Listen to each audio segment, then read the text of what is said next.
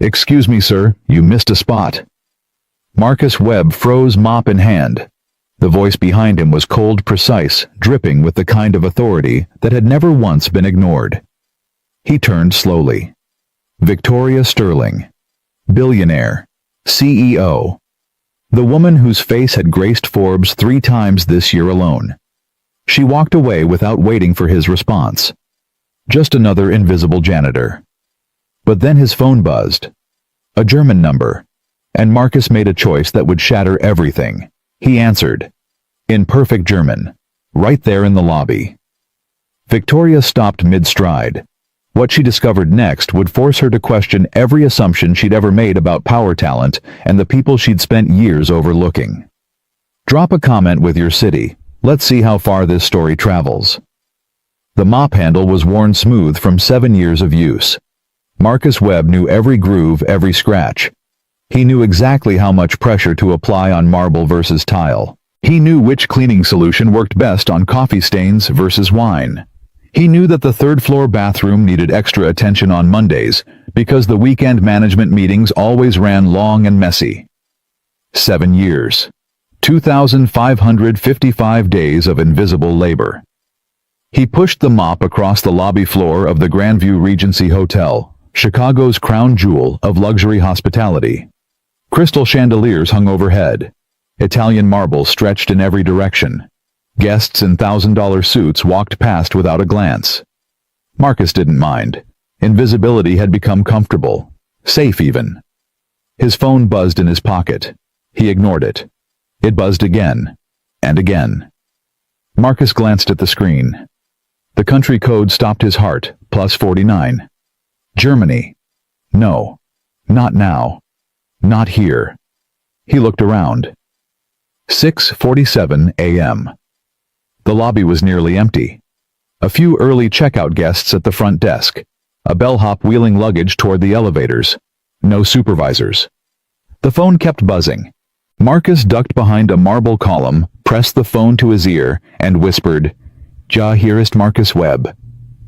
The voice on the other end was warm, academic, unmistakably German. Herr Webb. This is Dr. Klaus Müller from the Berlin Institute of International Relations. I apologize for the early hour, but we've just discovered your research paper on diplomatic linguistics. The one you published in 2016? Marcus straightened involuntarily. His German flowed back like muscle memory, fluid and precise. Yes, Dr. Müller. I remember that paper well. It was based on fieldwork I conducted in Brussels. Remarkable work, Herr Webb. Truly remarkable. We're hosting a symposium next spring on cross-cultural negotiation frameworks. Your methodology is exactly what we've been seeking. Would you consider presenting? Marcus closed his eyes. For 2 minutes he wasn't a janitor. He was Professor Marcus Webb again. The man who had lectured at Georgetown. The man who had consulted for the State Department. The man who had existed before everything fell apart. I would be honored to discuss the possibility, Dr. Müller. Perhaps we could schedule a call later this week. Wunderbar. I'll have my assistant send the details. Your German is exceptional, by the way. Better than most native speakers I know. Marcus smiled for the first time in months. Thank you. I spent 3 years in Munich during my doctoral research. It shows. Until we speak again, Herr Webb. Auf Wiederhören, Dr. Müller. Marcus lowered the phone. His hands were trembling. And then he felt it. The silence. The lobby had stopped moving. The bellhop stood frozen by the elevator. The front desk clerk's fingers hovered above her keyboard. 2 guests near the entrance had paused mid-conversation. Everyone was staring at him. But there was only one pair of eyes that mattered. Victoria Sterling stood 5 feet away, a leather briefcase in one hand, a paper coffee cup in the other. She wore a charcoal gray suit that probably cost more than Marcus earned in 3 months. Her expression wasn't angry. It wasn't dismissive. It was confused. Like she had just watched a magic trick she couldn't explain. Marcus's throat went dry. He shoved the phone back into his pocket. "Ma'am," he said quietly, reaching for his mop. "I apologize. I know we're not supposed to take personal calls during "You speak German." It wasn't a question. Marcus hesitated. Yes, ma'am. Fluently. Yes. Victoria tilted her head slightly. Her eyes moved across his face like she was reading a document she didn't understand. What else? Marcus blinked. I'm sorry. What other languages do you speak? He paused. 7 years of invisibility told him to deflect, to minimize, to disappear back into the background where janitors belonged. But something in her voice, something that sounded almost like genuine curiosity, made him answer honestly. French, Mandarin, Italian, Arabic, some Russian and Japanese, though I'm not as fluent in those. Victoria didn't move. Neither did anyone else in the lobby. How long have you worked here? She asked. 7 years, ma'am. Doing what? Marcus looked down at his mop. This. A long silence stretched between them. Then Victoria said something that Marcus would replay in his mind for years. That's interesting. She turned and walked away, heels clicking against the marble, disappearing into the executive elevator without another word. Marcus stood there, heart pounding, wondering if he had just made the biggest mistake of his life. Derek Hansen found him 40 minutes later. The director of operations moved through the hotel like a man who owned it, even though he was just an employee like everyone else. Expensive shoes. Tailored suits. A smile that never reached his eyes. He cornered Marcus in the supply closet. Cross? Hansen said, leaning against the doorframe. Interesting morning. Marcus continued organizing cleaning supplies. Sir. I heard you put on quite a show in the lobby, speaking in tongues or something. It was German, sir. A professional call. Hansen laughed. It was not a kind sound. A professional call. From a janitor. He stepped closer. Let me explain something to you, Marcus. This hotel operates on structure, hierarchy. Everyone in their place. Guests trust us because they know what to expect. They expect bellhops to carry bags. They expect concierges to make reservations. And they expect janitors to mop floors, quietly. Marcus said nothing. What they don't expect, Hansen continued, is some maintenance worker performing a one-man show in the middle of the lobby during peak hours. Do you understand how that looks? I understand, sir. Do you? Because from where I'm standing it looks like someone who doesn't appreciate his position. Someone who thinks he's better than the job he's paid to do. Marcus finally turned to face him. I answered a phone call, Mr. Hansen. That's all. Hansen's smile disappeared. Effective immediately, you're reassigned. Basement restrooms, midnight shift. Consider it a reminder of where you belong. He walked out without waiting for a response. Marcus stood alone in the supply closet, staring at the fluorescent light buzzing overhead. 7 years. Same job, same invisibility, same silence. Nothing ever changed.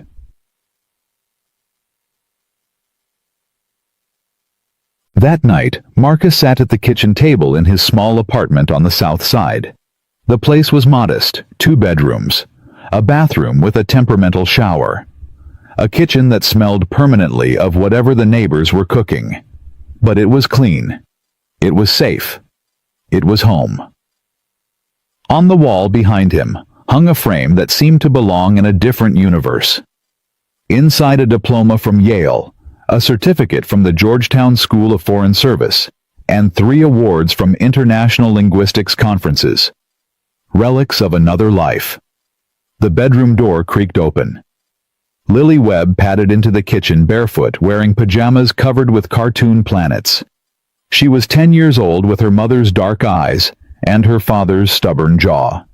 She carried a sketchbook under one arm and a box of crayons under the other. She hadn't spoken in 2 years, not since the accident. The doctors called it selective mutism, trauma-induced. Her mother had died in the car beside her while Lily sat trapped in the back seat for 47 minutes waiting for rescue. She could speak. She simply chose not to. Marcus had learned to listen differently since then, to watch her drawings, to read her notes, to understand the language she had created in silence. "Hey, sweetheart," he said softly. "Couldn't sleep." Lily shook her head. She sat across from him and opened her sketchbook. Marcus watched her draw. First a building tall grand with columns and chandeliers, the hotel, then a figure with a mop, him, then another figure smaller in a gray suit, watching.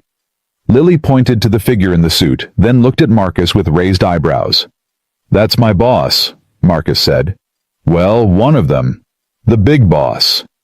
Lily wrote in the margin. "Was she mean?" Marcus considered the question. "No, she was curious." Lily tilted her head exactly the way Victoria had done hours earlier. She wrote, "About what about me, I think. About what I know." Lily's pencil moved again. "Do you know a lot?" Marcus smiled. "I used to think so. Now I'm not sure." Lily stared at him for a long moment. Then she turned to a fresh page and began drawing something new. Flags. First the German flag, black, red, gold. Then the French flag. Then the Italian. Then the Chinese. Under each flag, she wrote a word in her careful, blocky handwriting. Words Marcus had taught her over the years during bedtime stories and lazy Sunday mornings. Guten Tag. Bonjour. Ciao. Ni hao. She held up the page for him to see. Marcus felt his chest tighten. "You remembered," he whispered. Lily nodded. Then she pointed to the German flag and said out loud in her soft, rusty voice that Marcus hadn't heard in so long. "Willkommen." Welcome. Marcus couldn't breathe. "Lily." She looked down at her drawing, suddenly shy. Then she wrote quickly. "I've been practicing. In my head." Tears burned in Marcus's eyes. He reached across the table and took her hand. "That's the most beautiful word I've ever heard," he said. Lily squeezed his fingers. Then she wrote, "Maybe one day I'll say more." "Whenever you're ready, sweetheart. No rush." She nodded, gathered her supplies, and padded back to her bedroom. Marcus sat alone in the kitchen, staring at the flags she had drawn. For 7 years, he had accepted invisibility. He had told himself that silence was safety, that staying small kept him and Lily protected from a world that had already taken so much. But tonight, watching his daughter speak her first word in 2 years, he wondered if maybe, just maybe, invisibility wasn't protection at all. Maybe it was just another kind of prison. His phone buzzed at 11:47 p.m. Unknown number, local area code. Marcus answered cautiously. "Hello, Mr. Webb." A woman's voice, professional, efficient. "This is the executive assistant to Ms. Sterling. You're requested to report to the 42nd floor tomorrow morning at 7 a.m. sharp. Conference room B." Marcus sat up straight. "I'm sorry, the 42nd floor." "That's correct." "Ma'am, I think there's been a mistake. Maintenance staff don't have access to the executive level." "Access will be arranged. 7 a.m. Mr. Webb. Don't be late." The line went dead. Marcus stared at his phone for a long time. Then he looked at the diploma on the wall, at Lily's drawing of flags, at the mop leaning against the kitchen counter waiting for another day of invisible labor. Something was changing. He didn't know if it was good or bad. He didn't know if it would save him or destroy him. But for the first time in 7 years, Marcus Webb felt something he had almost forgotten how to feel. Hope. The elevator to the 42nd floor required a special keycard.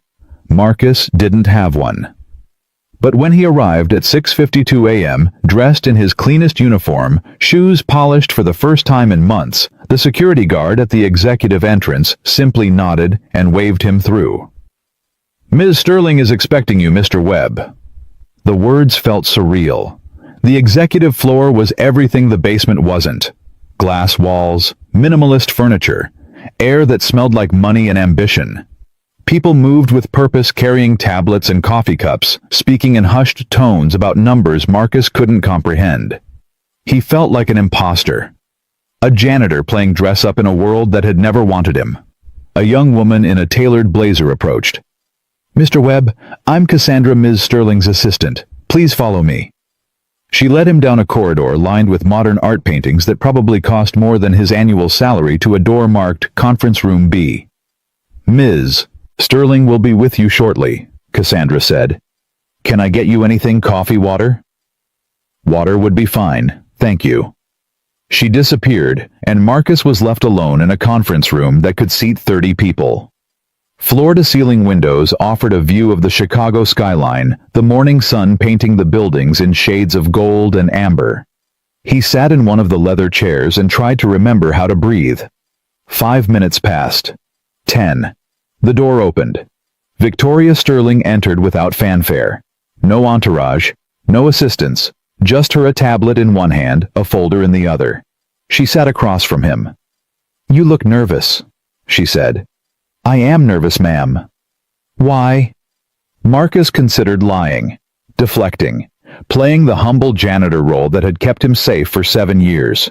Instead, he told the truth. "Because I don't know why I'm here. Because yesterday I was cleaning bathrooms, and today I'm sitting in a conference room that costs more than my apartment. Because nothing in my life makes sense right now, and I don't know if that's good or terrifying." Victoria studied him for a long moment. Then she smiled. It was small, barely there, but it was real. "Honest," she said. "I appreciate that." She opened the folder and slid it across the table. Marcus looked down. It was his personnel file. 7 years of performance reviews, attendance records, and internal applications. 12 internal applications to be precise. All denied. "You applied for a position in guest services in 2018, Victoria said. Denied. Front desk coordinator in 2019. Denied. Translation services in 2020, 2021, and 2022. Denied, denied, denied. Event planning assistant. Cultural liaison. International relations consultant." She looked up at him. "All denied. Do you know why?" Marcus shook his head. Victoria pulled out another document. The reasons varied. Overqualified. Not the right cultural fit. Accent might be distracting to guests. My personal favorite background does not align with position requirements. She set the paper down. You have a master's degree from Yale. You were a research fellow at the University of Bologna. You lectured at Georgetown and consulted for the State Department. You speak 7 languages fluently and 3 more conversationally. You've published academic papers that are still cited in international relations curricula around the world. Her voice hardened. And someone in my organization looked at all of that and decided you should spend 7 years cleaning toilets. Marcus didn't know what to say. I pulled the approval records for your applications, Victoria continued. Every single one was rejected by the same person. Do you know who? No, ma'am. Derek Hansen. The name hit Marcus like a physical blow. Mr. Hansen has been director of operations for 12 years, Victoria said. He's built a system that rewards people who look like him, sound like him, come from the same background as him. He calls it maintaining standards. I call it something else. She leaned forward. I'm offering you a job, Mr. Webb, a real one. Marcus blinked. I'm sorry. The International Trade Summit begins in 72 hours. We're hosting delegations from 6 countries, high-level negotiations, diplomatic sensitivities. And 2 of my lead translators just quit because they received better offers from a competitor. She pushed a document toward him. I need someone who understands language, not just vocabulary and grammar, but tone, context, culture, the things that get lost when people try to communicate across borders. Marcus looked at the document. It was a contract, temporary position, cultural liaison, compensation $6,000 per week. His hands trembled. Ma'am, I haven't worked in this field in 7 years. I've been mopping floors. Yes, I'm aware. Victoria's voice softened slightly. But when I watched you speak German in that lobby, I didn't see a janitor.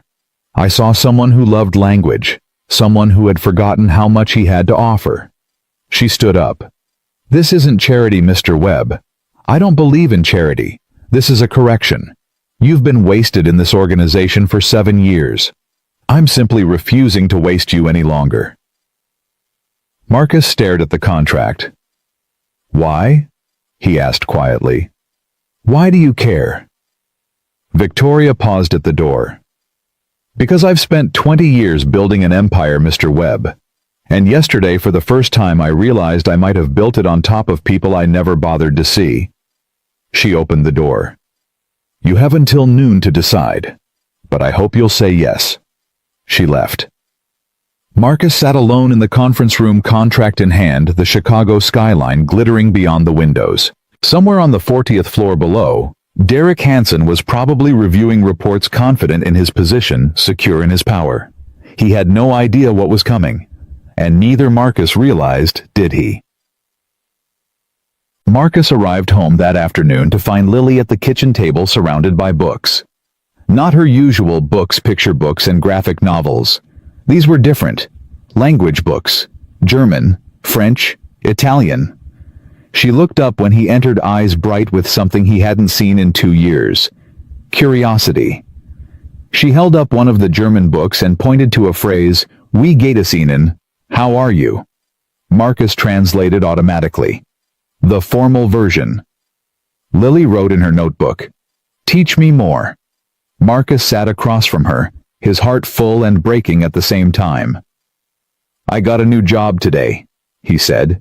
At least I think I did, a temporary one. Lily raised her eyebrows. It's complicated. Someone important noticed me, asked me to help with something I used to be good at a long time ago. Lily wrote, Are you scared, terrified? She wrote, Good. Mom always said that meant it mattered. Marcus felt tears prick his eyes. Yeah, he whispered. She did say that, didn't she? Lily nodded.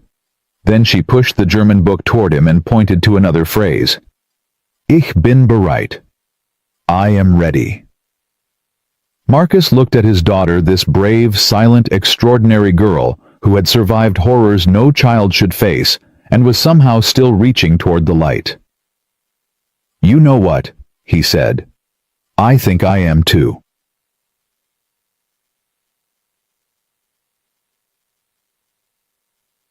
The next morning, Marcus walked into the executive wing with a new badge around his neck. It read, Webb M, Cultural Liaison. He touched it once lightly, like he wasn't sure it was real. A young analyst named Zoe intercepted him in the hallway. Mr. Webb, I'm your support coordinator. Ms. Sterling asked me to bring you up to speed on the summit materials. She led him to a small office that had been hastily prepared, desk, computer stacks of documents in multiple languages. These are the translation packages, Zoe explained. Welcome speeches, negotiation frameworks, cultural briefings, seating arrangements. Everything needs to be reviewed before the delegates arrive. Marcus sat down and began to read. Within 20 minutes, he found the first error. Within an hour, he had found 17.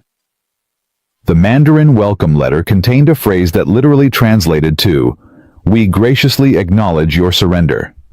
The Italian business etiquette guide used informal language that would be considered insulting to senior executives. The Arabic cultural briefing referenced traditions that had been outdated for 30 years. Marcus flagged each error, corrected it, and kept reading. By noon, he had rebuilt entire sections of the translation packages. Zoe watched him work with wide eyes. How do you know all this? She asked. Marcus didn't look up. I spent 15 years studying it. Then I spent 7 years trying to forget. Why would you try to forget something like this? He paused, considering the question. Because remembering hurt too much. Zoe was quiet for a moment. Then she said, I'm glad you remembered. Marcus looked up at her and smiled sadly. Yeah, he said. Me too. Boy. That evening, Derek Hansen appeared in the doorway. He didn't knock, didn't ask permission, just walked in like he owned the space, which in his mind he probably did. Well, well, he said, leaning against the doorframe. The janitor goes corporate. Marcus kept working. Mr. Hansen? I hear you've been busy, rewriting translation packages, making suggestions, playing consultant. Correcting errors. Yes. Hansen walked closer, his expensive shoes silent on the carpet. You know what I find interesting, Marcus? You applied to work in translation services 3 times. 3 times you were told you weren't qualified, and now suddenly you're the expert. Marcus finally looked up. I was always qualified, Mr. Hansen. The question was whether anyone would notice. Hansen's smile thinned. Let me give you some advice, he said quietly. This little experiment of Victoria's, it won't last. She gets these ideas, sometimes pet projects, diversity initiatives, feel-good nonsense. They burn bright for a week, maybe 2. Then reality sets in and things go back to normal. He leaned closer. And when they do, you'll be right back where you started. Basement restrooms. Midnight shift. Where you belong. Marcus held his gaze without flinching. Maybe, he said. But maybe not. Hansen straightened. We'll see. He walked out without another word. Marcus sat alone in the silence, Derek Hansen's threat hanging in the air like smoke. But something had changed. Something fundamental.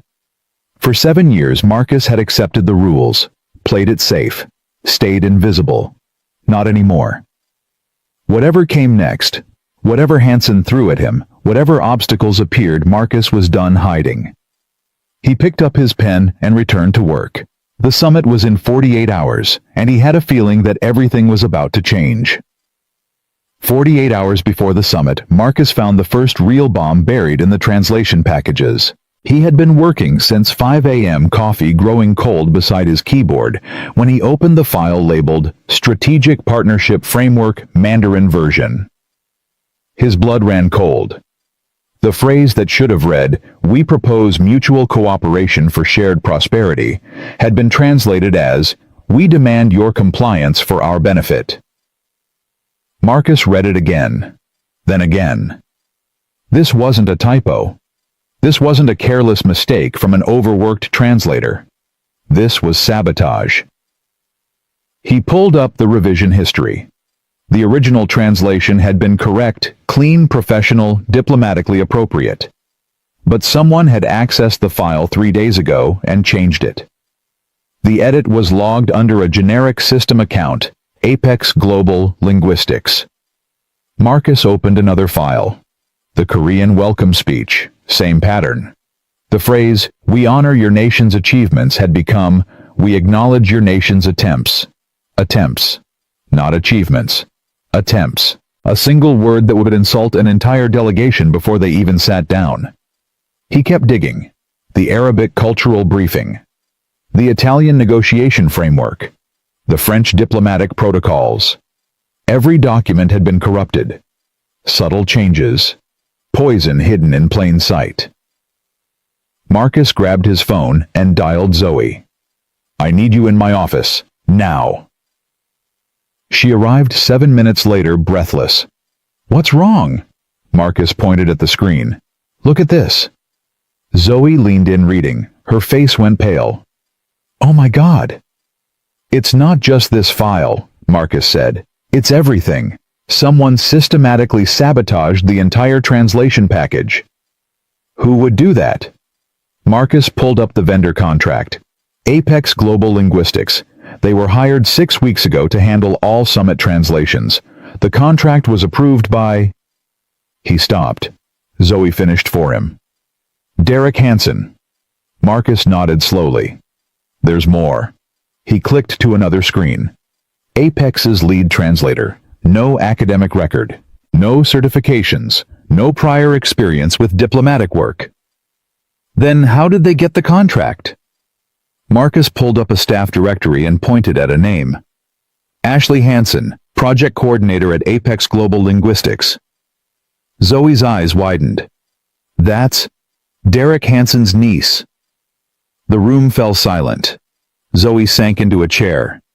He hired his own niece's company, gave them a $40,000 contract, and they delivered machine translations that could start an international incident. Not could, Marcus corrected. Would. If these documents had reached the delegates, we would have insulted China, Korea, Italy, France, and half the Arab world before the first handshake. We have to tell Ms. Sterling. Marcus was already standing. I know. Victoria's office was on the 43rd floor, one level above the executive suite. Marcus had never been there. Maintenance staff didn't get invited to the top. Cassandra, the assistant, tried to stop him. Mr. Webb, Ms. Sterling is in a meeting. It's urgent. She specifically asked not to be disturbed. Tell her it's about the summit translations. Tell her we have a problem. Cassandra hesitated, then picked up her phone. 30 seconds later, she nodded. Go in. Victoria's office was smaller than Marcus expected.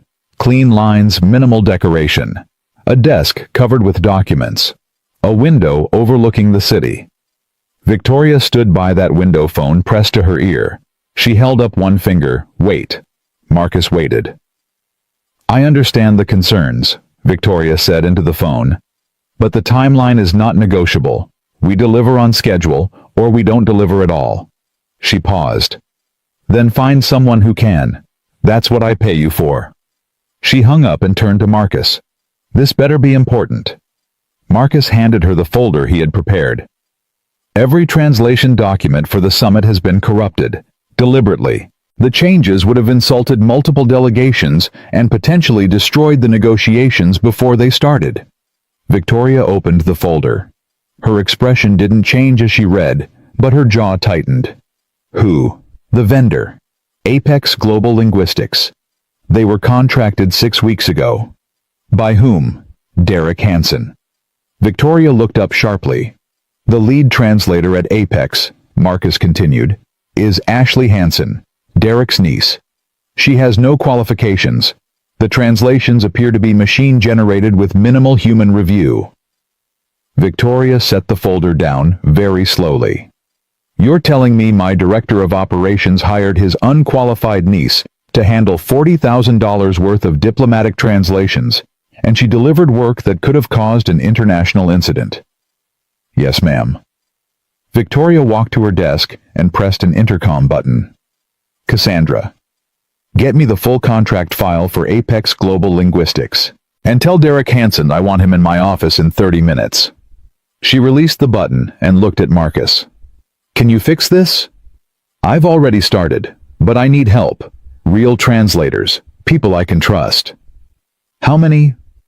At least 3, preferably native speakers in Mandarin, Korean, and Arabic. Victoria picked up her phone. I'll have them here by noon. She paused. Can we make the deadline? Marcus thought about the mountain of corrupted documents, the complexity of diplomatic language, the precision required.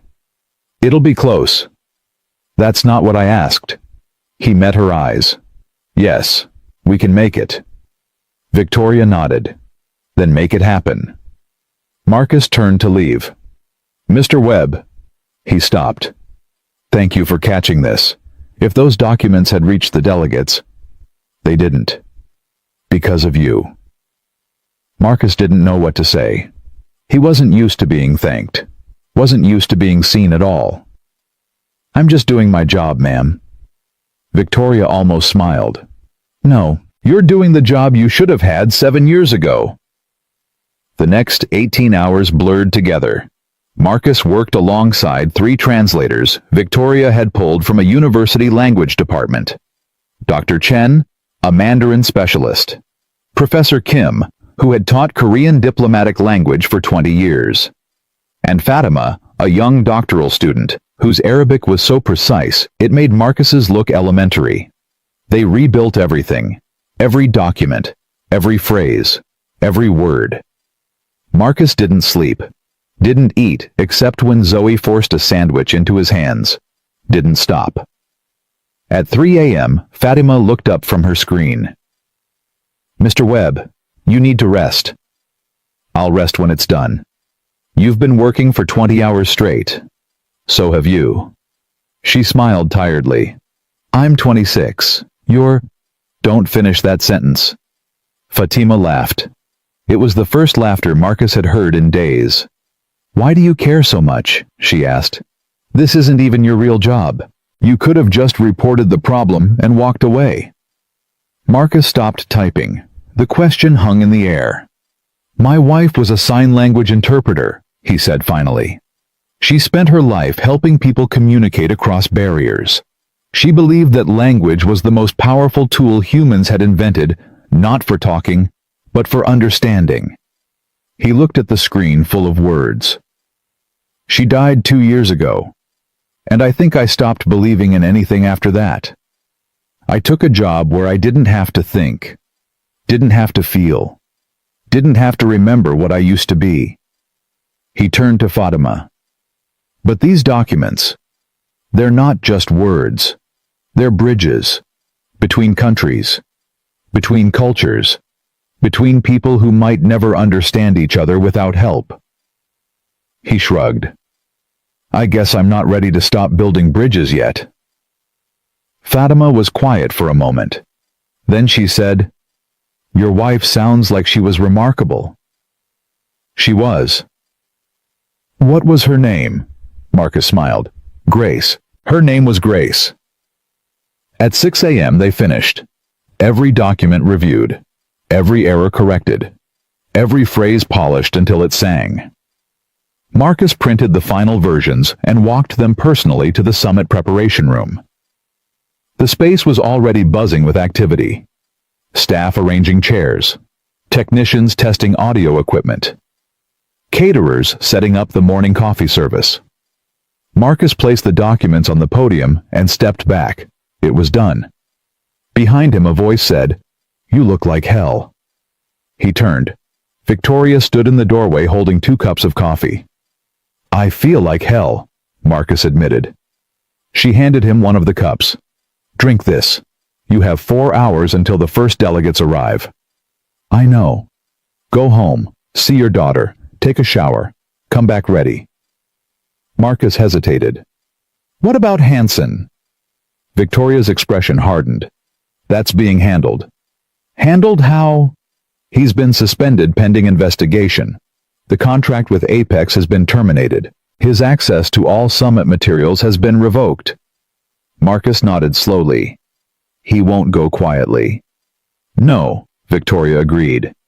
"He won't, but that's my problem, not yours." She turned to leave, then stopped. "Mr. Webb, when this is over, I'd like to discuss something with you, something more permanent." Marcus blinked. "More permanent? Let's survive the summit first, then we'll talk." She walked away, heels clicking against the floor.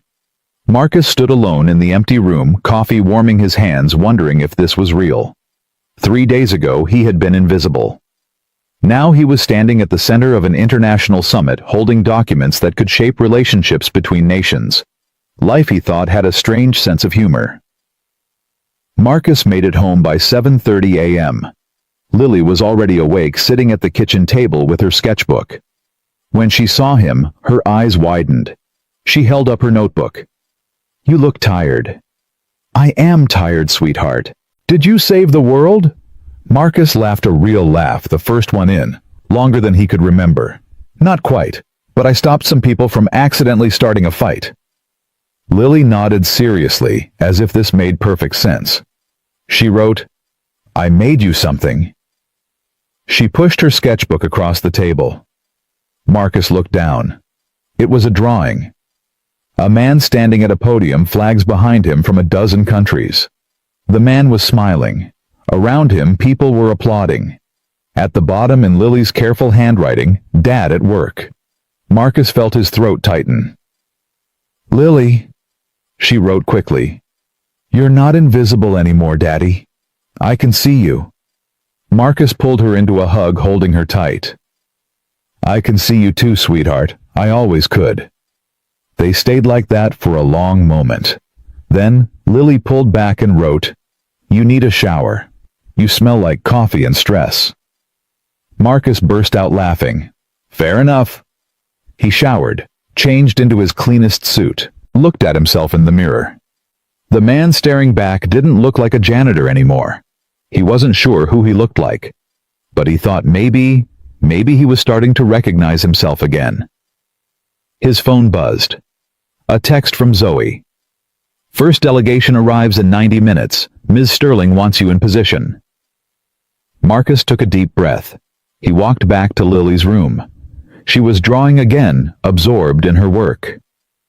"I have to go back, sweetheart. Mrs. Patterson from next door will check on you." Lily nodded without looking up. Then she held up a new page. 3 words. "Make them listen." Marcus smiled. "I will." The lobby of the Grandview Regency had been transformed. Flags from 12 nations lined the atrium. Security personnel moved with quiet precision. Staff in crisp uniforms stood at attention. Marcus walked through the center of it all, lanyard around his neck, tablet in hand. He didn't feel invisible anymore. The first delegation to arrive was from the Netherlands. Marcus recognized the lead negotiator from the briefing documents, a tall woman with silver hair and sharp eyes. Minister Vanderberg. She had a reputation for being difficult to impress. He approached her smoothly and said in perfect Dutch, "Welcome in Chicago, Minister Vanderberg. Ik hoop dat uw reis aangenaam was." Welcome to Chicago. I hope your journey was pleasant. The minister stopped mid-stride. Her eyebrows rose. "You speak Dutch?" "I do, Minister. I spent 2 years in Amsterdam studying comparative linguistics." She studied him for a moment. Then, unexpectedly, she smiled. "Finally," she said, "someone who understands that Google Translate is not a diplomatic tool." Marcus smiled back. "I couldn't agree more." He escorted her delegation to their designated lounge, answering questions in Dutch the entire way. By the time they reached the room, Minister Vanderberg was laughing at a joke he had made about Amsterdam weather. 1 delegation down, 5 to go. The Chinese delegation arrived next. Then the Koreans. Then the Italians, the French, and finally the representatives from Saudi Arabia. Marcus greeted each one in their native language. He navigated cultural protocols with precision. He smoothed over the small misunderstandings that inevitably arose when powerful people from different worlds tried to communicate. By noon, the summit was officially underway, and Marcus was at the center of it all. He didn't notice Victoria watching him from the mezzanine above. Didn't see her assistant Cassandra lean over and whisper, "He's impressive." Didn't hear Victoria reply, "He's been impressive for 7 years. We just weren't paying attention." The first crisis came at 2:47 p.m. The Korean delegation's lead negotiator, a stern man named Director Park, stormed out of a preliminary meeting and demanded to see whoever was responsible for the insulting seating arrangement. Marcus intercepted him in the hallway. "Director Park," he said in Korean, "I understand there's a problem." Park's eyes narrowed. "You speak Korean?" "I do. Please tell me what's wrong." "The seating chart places me below the junior minister from Japan. This is unacceptable. It suggests Korea is subordinate. It is a deliberate insult." Marcus nodded calmly. "I understand completely. This was not intentional, and I apologize for the error. If you'll allow me, I can have the arrangement corrected within the hour." Park studied him. "You understand why this matters?" Director Park: "I wrote my thesis on the historical tensions between Korea and Japan and how they manifest in diplomatic protocols. I understand exactly why this matters." A long pause. Then Park said, "You are not what I expected from an American hotel." "Neither was I," Marcus replied. "But sometimes people surprise us." Park almost smiled. "Fix the seating. We will continue." He walked back into the meeting room. Crisis averted. Marcus allowed himself exactly 3 seconds to breathe. Then his earpiece crackled with Victoria's voice. Mr. Webb, my office, now. He found her standing by the window, phone in hand. Close the door. He did. Derek Hansen just filed a formal complaint against you, Victoria said. He's claiming you sabotaged the Apex translations yourself to make him look bad and position yourself for a promotion. Marcus felt his stomach drop. That's not true. I know it's not true. I have the revision logs. I have the timestamps. I have testimony from 3 independent translators who spent 18 hours fixing his niece's incompetent work. She set her phone down. But Hansen has friends on the board.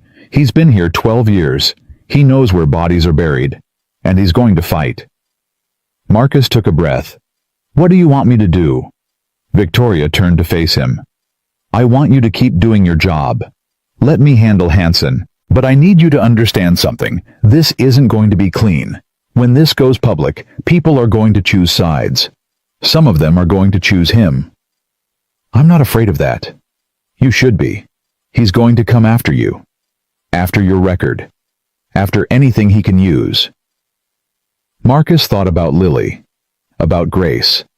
About 7 years of silence and invisibility. Let him come, he said quietly. I've survived worse. Victoria studied him for a long moment. Yes, she said finally. I believe you have. The summit continued through the afternoon and into the evening. Marcus translated, mediated, smoothed over cultural landmines that would have exploded without his intervention. By 9 p.m., the first day was officially declared a success. Delegates shook hands. Agreements were outlined. The groundwork for major international deals had been laid. Marcus stood in a corner of the main ballroom watching diplomats mingle over champagne. A voice beside him said, "You know I've been to dozens of these things. Never seen one go this smoothly on day one." He turned. A middle-aged man in an expensive suit, silver hair, warm eyes. "I'm sorry, I don't think we've met." The man extended his hand. "Senator William Chen, California. I'm here representing the Commerce Committee." Marcus shook his hand. "Marcus Webb, Cultural Liaison." "I know who you are, Mr. Webb. Minister Vanderberg spent 10 minutes telling me about the man who greeted her in perfect Dutch." He smiled. "She was very impressed. She's not easily impressed." "I was just doing my job, Senator." "Were you? Because from what I understand, 3 days ago your job was something quite different." Marcus didn't respond. Senator Chen leaned closer. "Let me give you some advice, Mr. Webb. In my experience, the people who say, 'I was just doing my job,' are usually the ones who were doing much more than that."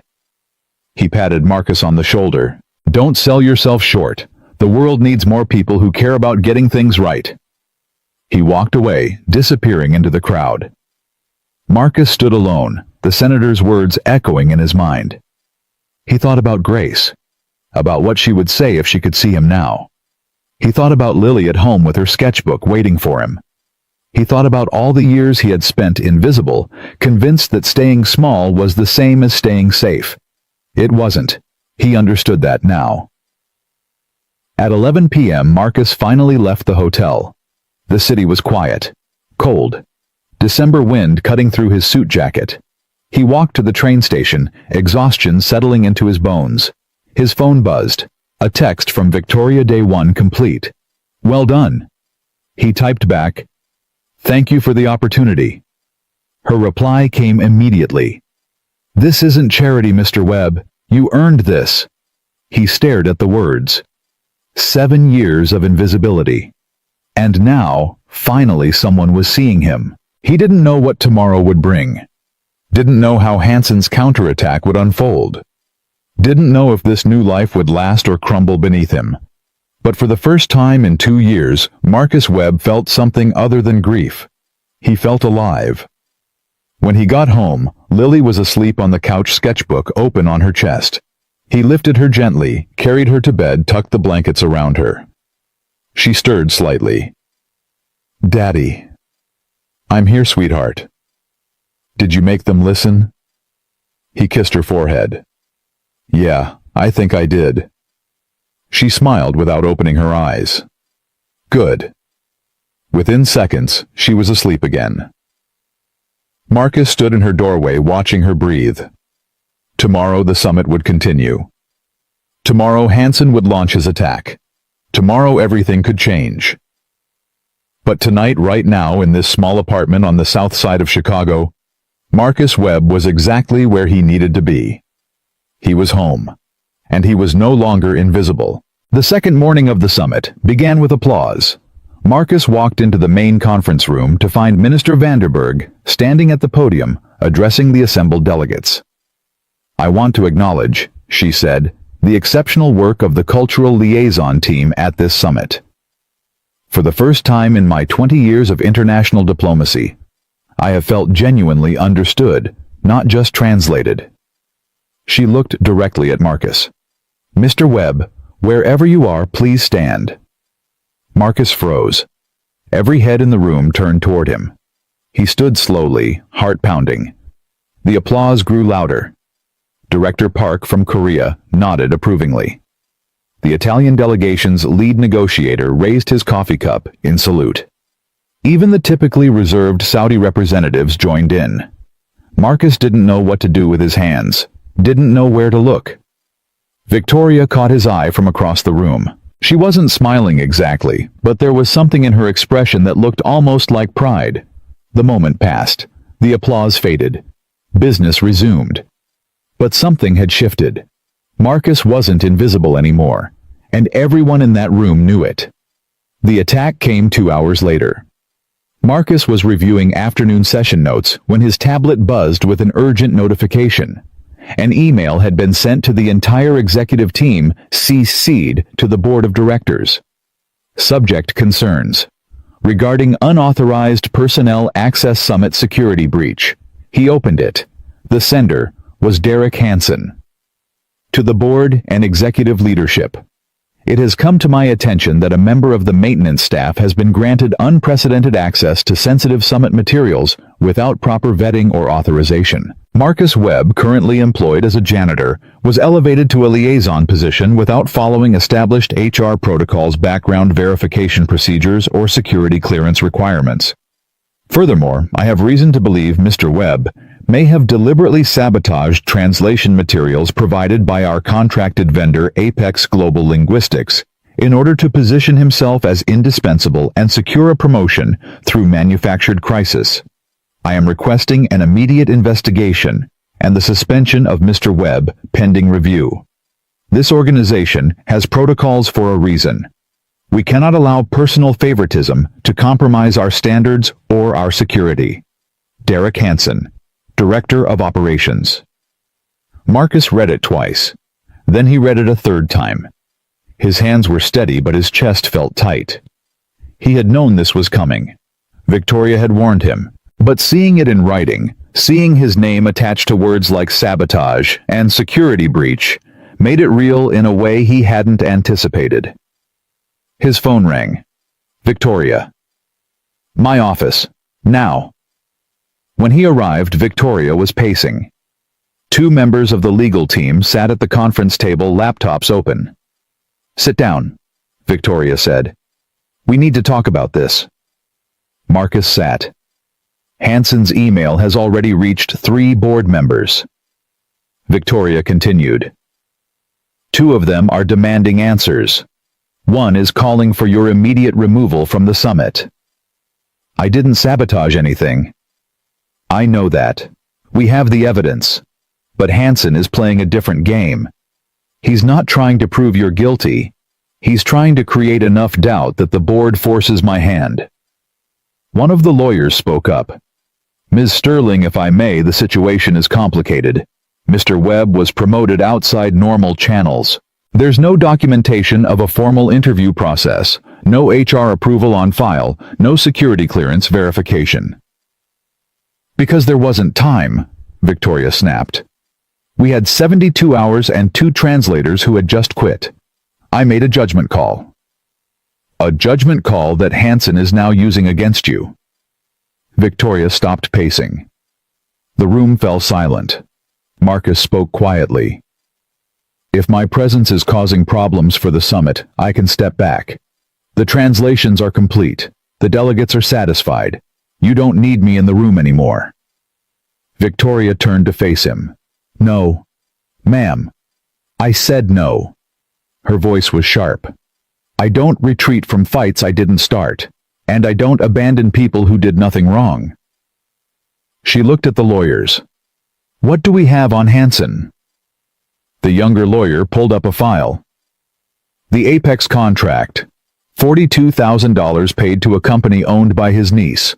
No competitive bidding process. No verification of credentials. The lead translator has a bachelor's degree in marketing and no language certifications whatsoever. Can we prove he knew the translations were inadequate? We have emails. He approved the final package without review. When our quality assurance team flagged concerns 2 weeks ago, he dismissed them as unnecessary interference." Victoria nodded slowly. "Then we don't just defend, we attack." Marcus shifted in his chair.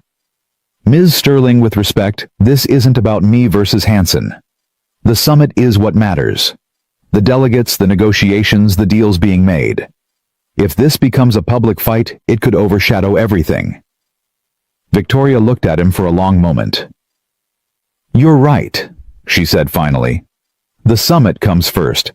But when it's over, Hansen answers for what he did. All of it." She turned to the lawyers.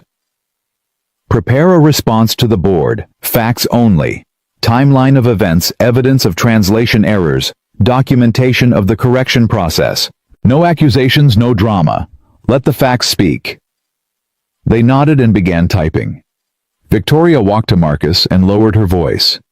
"Can you finish this 2 more days? Can you hold it together?"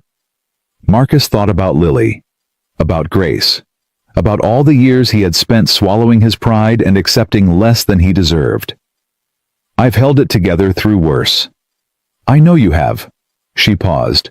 "That's why I trust you." The afternoon session was tense.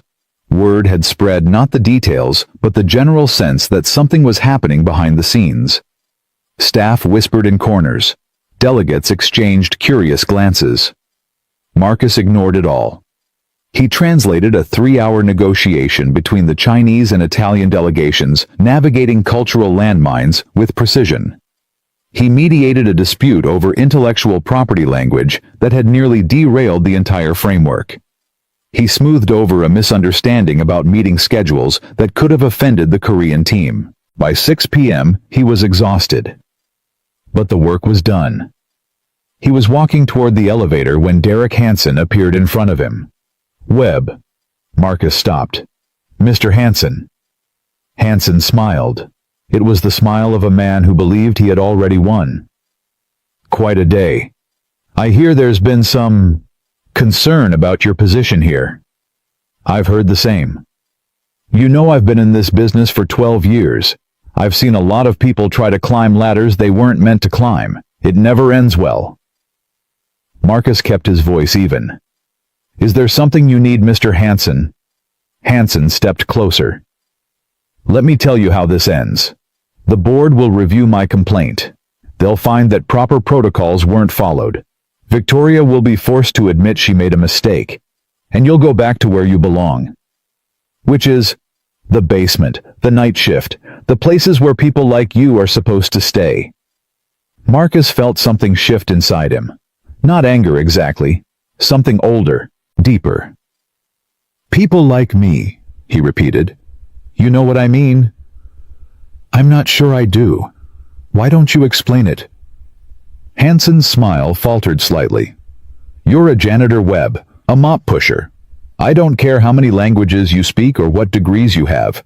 You don't belong in these rooms. You never did." Marcus took a step closer. His voice dropped. "My wife died 2 years ago. She was killed by a drunk driver, while our daughter sat in the back seat and watched. I spent the next 6 months barely able to function. I took the first job I could find, not because I couldn't do anything else, but because I couldn't feel anything else." Hansen's expression flickered. "I pushed a mop for 7 years, because it was easier than remembering who I used to be. I applied for 12 positions in this hotel, and was rejected every single time by you. Not because I wasn't qualified, but because you looked at my name, my face, my background, and decided I didn't fit. Marcus's voice hardened. You want to know what kind of person I am, Mr. Hansen? I'm the kind who spent 18 hours fixing your mistakes so this summit wouldn't collapse. I'm the kind who greeted 6 delegations in their native languages so they would feel respected. I'm the kind who built bridges you didn't even know were broken. He stepped back. So go ahead. File your complaints. Tell the board whatever story makes you feel powerful. But when this is over, when the deals are signed, and the delegates go home, they're going to remember who made it work. And it won't be you. He walked past Hansen without another word. Behind him, Hansen stood frozen, his smile completely gone. That night, Marcus found Lily waiting up for him. She was sitting at the kitchen table with a piece of paper in front of her. When he walked in, she held it up. It was a drawing of 2 figures, one tall, one small, holding hands. Under the drawing she had written, "You and me against the world." Marcus felt his throat tighten. "Where did you hear that phrase, sweetheart?" Lily pointed to a photo on the wall. Grace's photo. She wrote Mom used to say it. Marcus sat down heavily. "Yeah, she did." Lily studied his face. Then she wrote, "Bad day, complicated day." "Are they being mean to you?" Marcus hesitated. He didn't want to burden her with adult problems, but Lily had always been perceptive. Even before she stopped talking, she had understood things that other children missed. "Someone is trying to make trouble for me, trying to make me look bad." Why? Because he's scared. Because I'm doing something he didn't think I could do. Because sometimes people try to tear others down instead of building themselves up. Lily thought about this. Then she wrote, "What are you going to do? Keep working. Keep doing my job. Let the truth speak for itself." Lily nodded slowly. Then she added, "Mom would be proud of you." Marcus couldn't speak for a moment. "Thank you, sweetheart."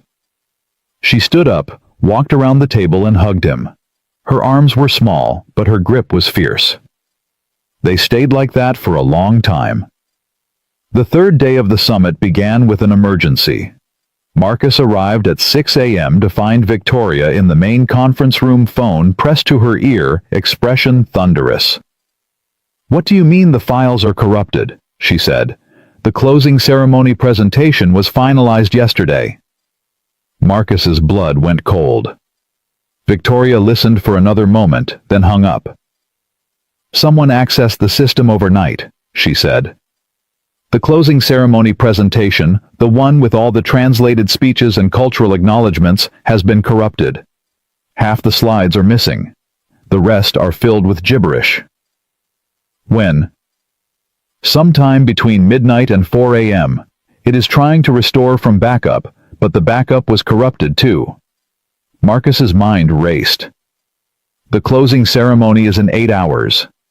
"I know. Do we have hard copies of the speeches?" "Some. Not all." "What about the original translation files? The ones I worked on?" Victoria paused. "Those should be on your tablet."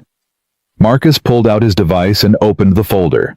The files were there, intact, uncorrupted. "I have everything. Every speech, every acknowledgement, every cultural reference." Victoria exhaled. "Can you rebuild the presentation?" "It'll take hours." "We have 8. Marcus looked at the clock, looked at his tablet, looked at Victoria. "I'll need help." "You'll have it." She turned and began making calls. Within an hour, Marcus had assembled a team. Zoe from HR, 2 IT specialists, Fatima, the Arabic translator, who had worked with him on the original corrections. They commandeered a conference room and got to work. Marcus coordinated, assigned tasks, checked and double-checked every slide, every word, every cultural nuance. At 10 a.m., Victoria appeared in the doorway. "Progress. 60% complete. We're on track." "Good." She hesitated. "Marcus, I need to tell you something." He looked up. It traced the system breach. The access came from Hansen's credentials. Marcus froze. He's claiming his login was stolen. Says someone must have used his credentials without his knowledge. Do you believe him? Victoria's expression was unreadable. I believe that Derek Hansen is a man who would rather burn this hotel to the ground than admit he was wrong about anything. She turned to leave. Finish the presentation.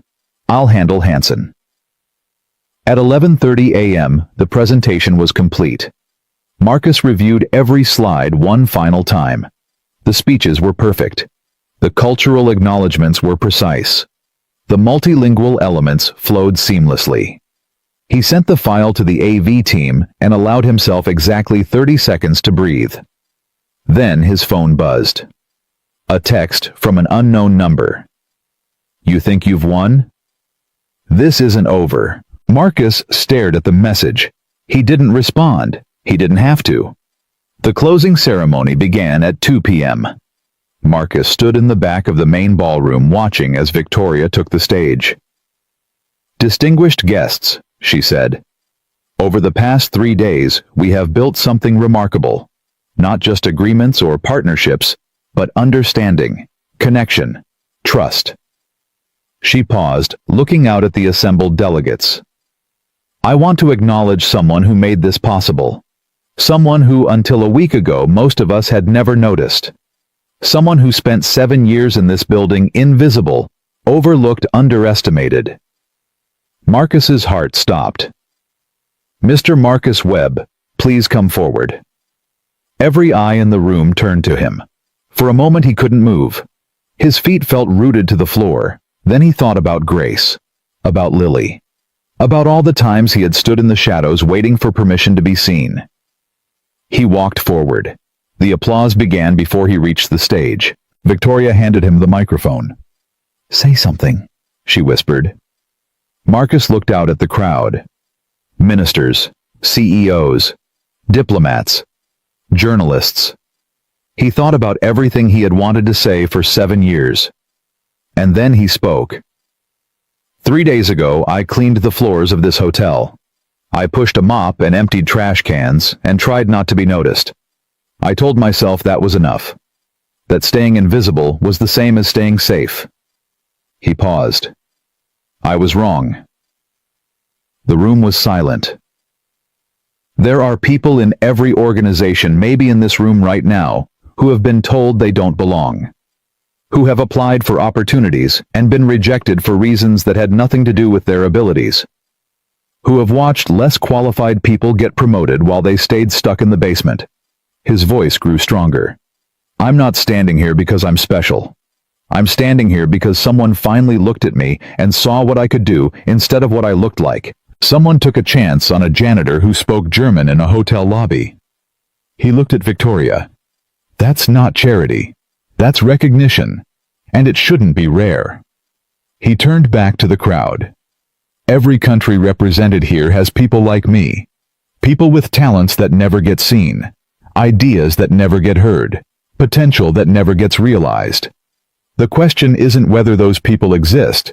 The question is whether we're willing to look for them. He stepped back from the microphone.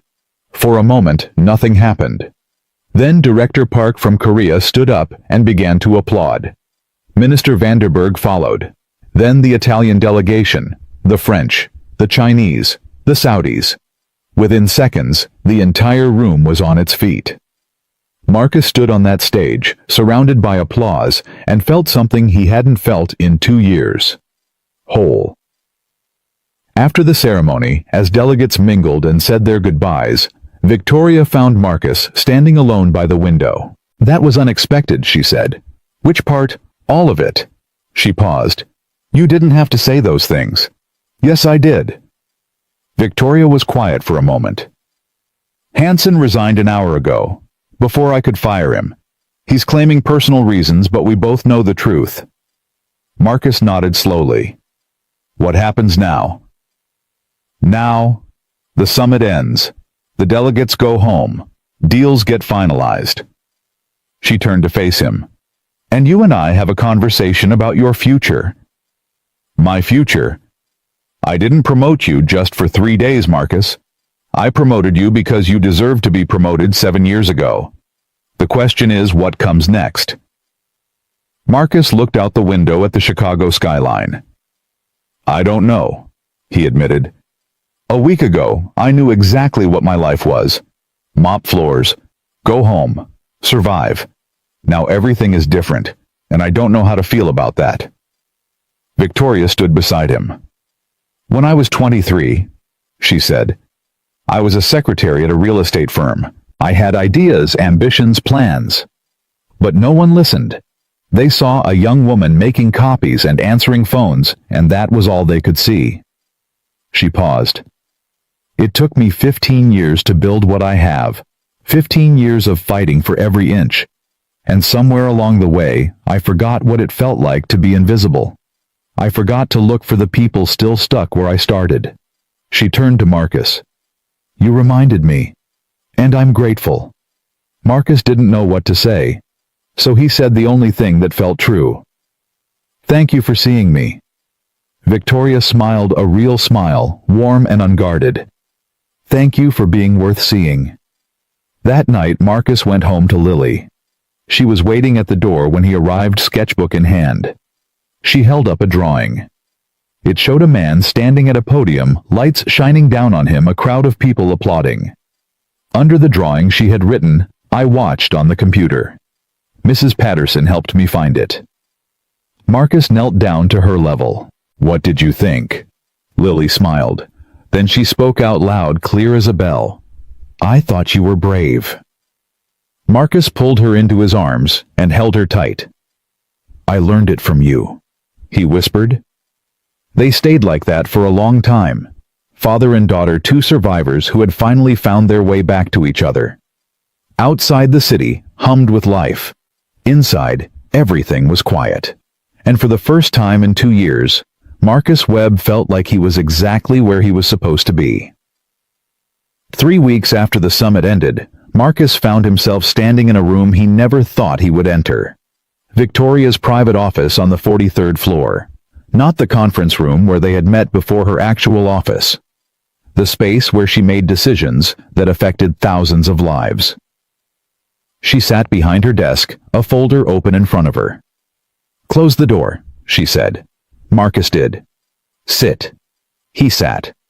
Victoria pushed the folder across the desk. This is a formal offer. Global Director of Cultural Strategy. You would report directly to me. Salary is $240,000 per year plus benefits, plus performance bonuses. Marcus stared at the folder without opening it. I know what you're thinking, Victoria continued. It's too fast. Too much. You went from janitor to executive in less than a month, and part of you thinks it can't be real. She leaned forward. But here's what I need you to understand, Marcus. This isn't charity. This isn't guilt. This is recognition of what you're worth, what you've always been worth. The only thing that's changed is that now I'm paying attention. Marcus opened the folder slowly. The contract was 12 pages long. His eyes caught fragments: health insurance, retirement plan, relocation allowance, signing bonus. Numbers that would have seemed impossible a month ago. There's something else, Victoria said. I'm launching a new initiative.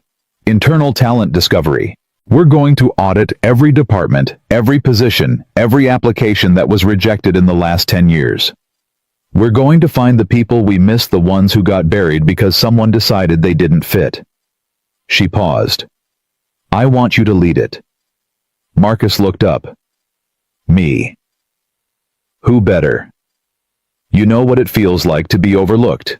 You know what questions to ask, what patterns to look for, what excuses people use to keep talented people down.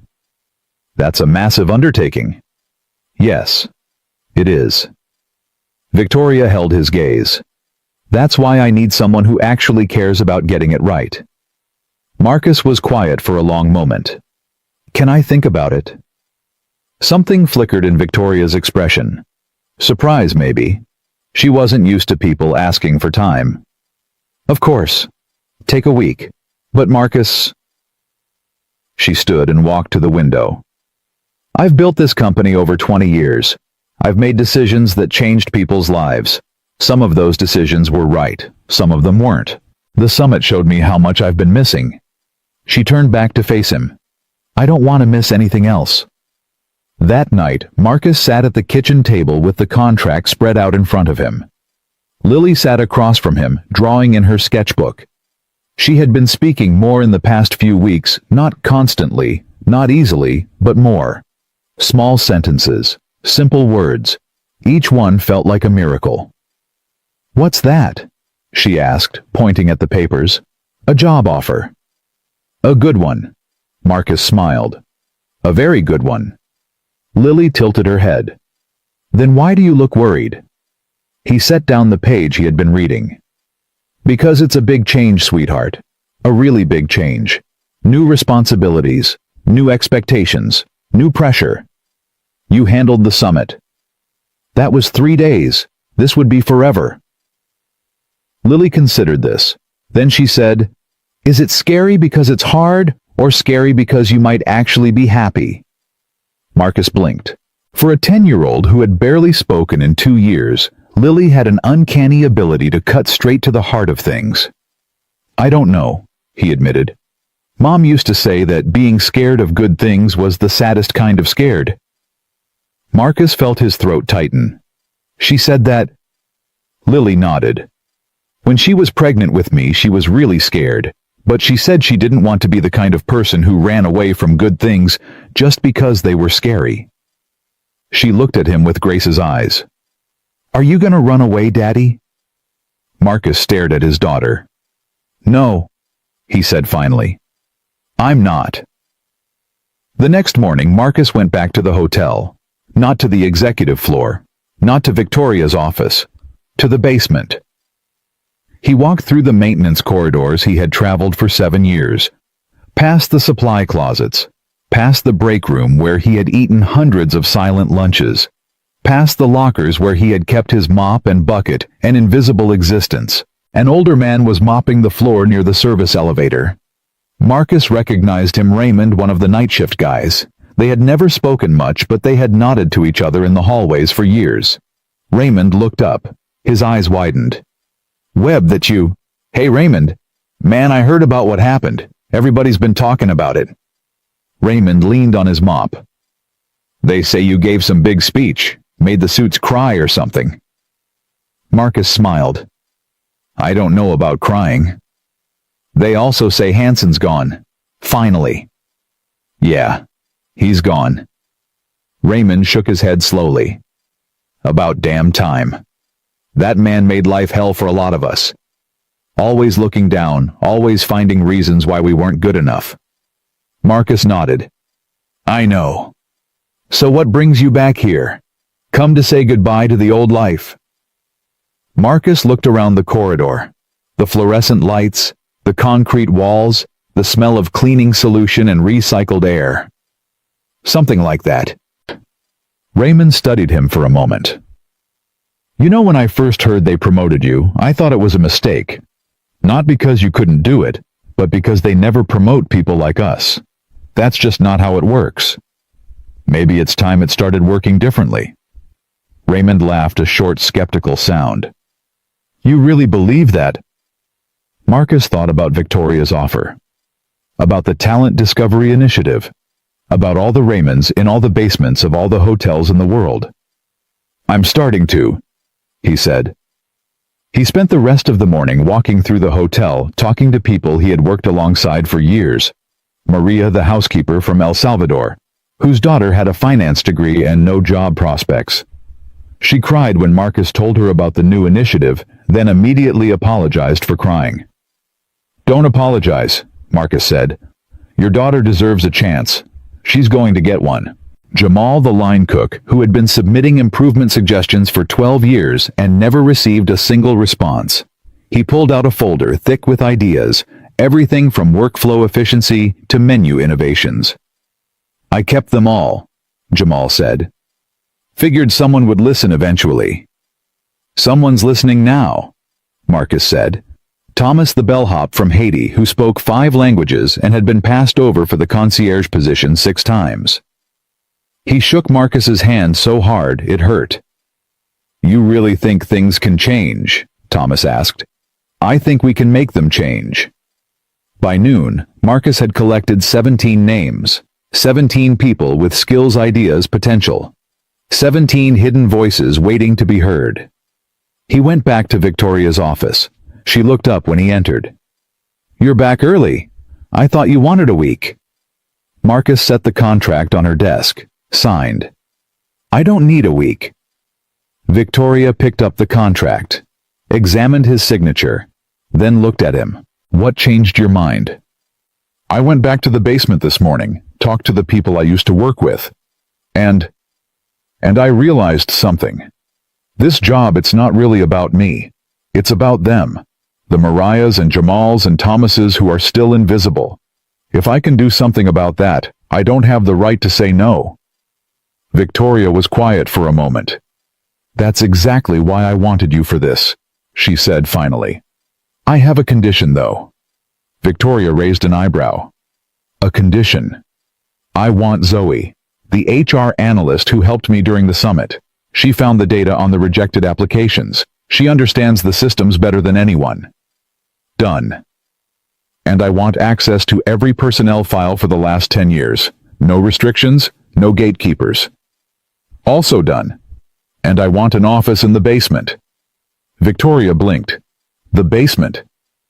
If I'm going to find the people who've been overlooked, I need to be where they are, not on the 43rd floor, down in the places where the real work happens." Victoria stared at him for a long moment. Then she smiled. "You're going to be very good at this, aren't you?" "I'm going to try." 2 weeks later, Marcus held the first meeting of the Hidden Voices Initiative. The conference room was packed, not with executives, with housekeepers, cooks, maintenance workers, security guards, people who had never been invited to a meeting in their lives. Marcus stood at the front of the room. "Thank you for coming," he said. "I know this is unusual. Most of you have never been in this room before. Some of you have been told you don't belong in rooms like this." He paused. "I'm here to tell you that was a lie." The room was silent. "I spent 7 years pushing a mop in this hotel, 7 years being invisible, 7 years watching opportunities go to people who weren't more qualified, just more connected, more expected, more acceptable." He looked around at the faces watching him. "How many of you have applied for positions in this hotel and been rejected?" Slowly hands went up. 1, 5, 12, 20. Nearly everyone in the room. "How many of you were told you were overqualified?" More hands. "How many were told you weren't the right cultural fit?" Even more. Marcus nodded. "That ends now. This initiative exists to find people like us, people with skills and ideas that have been ignored. We're going to review every rejected application from the last decade. We're going to create pathways for advancement that don't depend on knowing the right people. We're going to build a system that actually sees talent instead of just credentials." A woman in the back raised her hand. Marcus recognized her, Elena, from the laundry department. "Mr. Webb, how do we know this is real? How do we know it won't just be another program that gets announced and then forgotten?" It was a fair question. Marcus had asked himself the same thing. "You don't," he said honestly. "You have no reason to trust me except that I was one of you 3 weeks ago. But here's what I can promise: I'm not going to forget where I came from. I'm not going to stop fighting for the people still stuck in the basement. And if this initiative fails, it won't be because I didn't try." Elena studied him for a long moment. "Okay," she said finally. "I'll give it a chance. That's all I'm asking." After the meeting, Zoe caught up with Marcus in the hallway. "That was impressive," she said. "You had them eating out of your hand." "I wasn't trying to impress anyone. I was telling the truth." "Same thing sometimes." She handed him a tablet. "I finished the preliminary audit. You're not going to like what I found." Marcus looked at the screen. Charts. Graphs. Statistics. 147 qualified applicants rejected in the last 3 years, Zoe said. Of those, 93 had education levels higher than the people who got the jobs. 68 were rejected for reasons that weren't documented at all, just marked not selected. And here's the really ugly part. She pointed to a chart. Applicants with non-Western names were rejected at 3 times the rate of applicants with Western names, even when their qualifications were identical. Marcus stared at the data. Can we prove that was intentional? Not directly, but we can prove it was systemic. The patterns are too consistent to be coincidence. Marcus thought about Hansen, about 12 years of gatekeeping, about all the talented people who had been turned away because they didn't look right, sound right, come from the right background. This goes to Victoria, he said. Today. Victoria's reaction was exactly what Marcus expected. She read the report in silence. Her expression didn't change, but her knuckles whitened around the edges of the tablet. This happened under my watch, she said finally. 12 years of this, and I didn't see it. You weren't looking for it. That's not an excuse. No, but it's the truth. Victoria set down the tablet. What do you recommend? First, we identify every person who was wrongly rejected. We reach out to them. We offer them a chance to reapply with a fair review process. That's going to be expensive, time-consuming. It's also the right thing to do. Victoria nodded slowly. What else? We change the hiring process. Blind reviews for initial applications, no names, no photos, no information that could trigger bias. We require documented reasons for every rejection. We audit outcomes quarterly to catch patterns before they become systemic. The department heads won't like that. Then they can find jobs somewhere else. Victoria looked at him sharply. I mean it, Marcus said. If people can't handle fair competition, they don't deserve positions of power. The whole point of this initiative is to change the culture, not just patch over the symptoms. Victoria was quiet for a long moment. You've changed, she said. Have I? 3 weeks ago you would have apologized for being so direct. You would have softened it, hedged, made it easier to swallow. Marcus considered this. 3 weeks ago, I was still afraid of taking up space. I'm not anymore. Victoria smiled a real smile, rare and unguarded. Good. Fear makes people small. You were never meant to be small. That weekend, Marcus took Lily to the hotel for the first time. He had told her about the job, about the initiative, about all the changes that were happening, but he wanted her to see it for herself. They walked through the lobby together, hand in hand. This is where you work now? Lily asked. This is where I work now. It's big. It is. Do you like it? Marcus thought about the question. I like what we're building, he said. I like that we're trying to make things better. I like that people are starting to believe things can change. Lily squeezed his hand. They took the elevator to the basement level, Marcus's new office carved out of a storage room that had been collecting dust for years. It wasn't fancy. A desk, some chairs, a whiteboard covered with names and notes. But on the wall, Marcus had hung something special. His diploma from Yale, his certificates from the linguistics conferences, and a new frame containing Lily's drawing, the one she had made during the summit, showing a man at a podium with flags behind him. Lily stared at the drawing. You kept it? Of course I kept it. Why? Marcus knelt down to her level. Because this is where it started. You made this drawing, and I looked at it, and I remembered that I used to be someone, that I still could be someone. Lily's eyes were bright. You were always someone, Daddy. You just forgot. Marcus pulled her into a hug. I know, he whispered. But thank you for reminding me. They stayed like that for a long moment. Then Lily pulled back and said, Can I see the rest of the hotel? Marcus smiled. Absolutely. They spent the afternoon exploring. Marcus introduced Lily to the people he had been working with, Maria, Jamal, Thomas, Elena. Each of them greeted her warmly, and Marcus watched as his daughter slowly opened up, asking questions, listening to stories, even laughing at Jamal's terrible jokes. By the time they reached the rooftop garden, the sun was setting. Marcus and Lily sat on a bench watching the sky turn orange and pink. "Daddy?" "Yes, sweetheart. I think Mom would like this place." Marcus felt his heart squeeze. "Why do you say that?" "Because it's where you help people talk to each other." "That's what she did, right? Help people understand each other." Marcus blinked back tears. "Yeah, that's exactly what she did." Lily leaned against his shoulder. "I think she would be proud of you." Marcus put his arm around her. "I think she would be proud of both of us." They sat in silence, watching the sun disappear behind the buildings. And for the first time in a very long time, Marcus felt like Grace was with them. Not as a memory, not as a loss, but as a presence, warm and gentle and proud. He had spent 2 years running from grief. Now finally, he was learning to carry it with him. Not as a weight, as a gift. Monday morning brought new challenges. A senior director named Patricia Coleman requested a meeting with Marcus. She had been with the company for 15 years and had never once acknowledged his existence during his janitorial days. Now she wanted to talk.